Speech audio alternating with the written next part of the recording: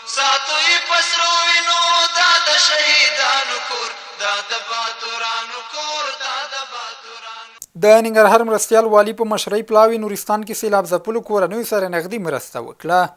د ننګرهار مرستیال والی مولوي غلام الرحمن حیدري په مشرۍ د علماو شورا رئیس شیخ حضرت جان حنفي او د دې ولایت د یو شمېر ملکي او نظامي ادارو مسؤلینو په نورستان ولایت کې د سیلاب ځپلو هیوادوالو پوښتنه وکړه او هغوی ته د ولایت مقام او سوداګرو 1,200,000 افغانۍ نغدي مرسته وسپارله. ننګرهار کې بزګرانو سره د جوارو تخم او کیمیاوي سرو مرسته وشوه.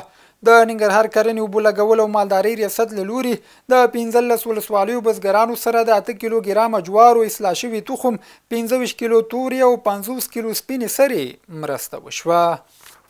ننګرهار کې د اجباري نکاح مخنیوی وشو.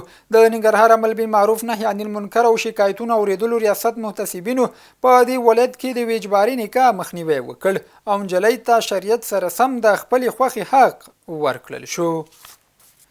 د ننګرهار کانال وادي اماراتي شرکت مسؤلین وایي د کانال په 4 فارمونو کې پر شاوخوا 2.5 جریبه ځمکه د میو کرکیله کړي چې د اټکل له مخې به یې سږني حاصلات د تیر کال پرتله ښه وي.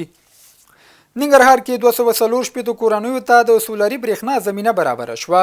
د ننګرهار سپینغر ولسوال مولوي حفیظ الحق عمر په حضور کې د جرمني مرستې افغان ماشومانو لپاره موسسې له لوري 240 کورنیو ته د سولري برېښنا زمینه برابره او اړوند وسایل پرې وویشل شول. او د افغانستان اسلامي امارت رئیس الوزرا مولا محمد حسن اخوند د ازبکستان د لومړي وزیر له مرستیال جمشید خواجهیف سره چې د یو پلاوي په مشرۍ کابل ته په رسمي سفر راغلی په ګلخاني ماړۍ کې کتلی دي.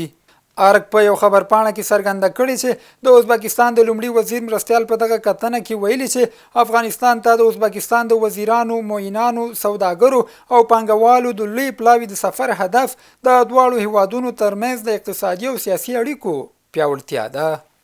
ساتوي پسرو وینو دا د شهیدانو کور دا د باتورانو کور دا د باتورانو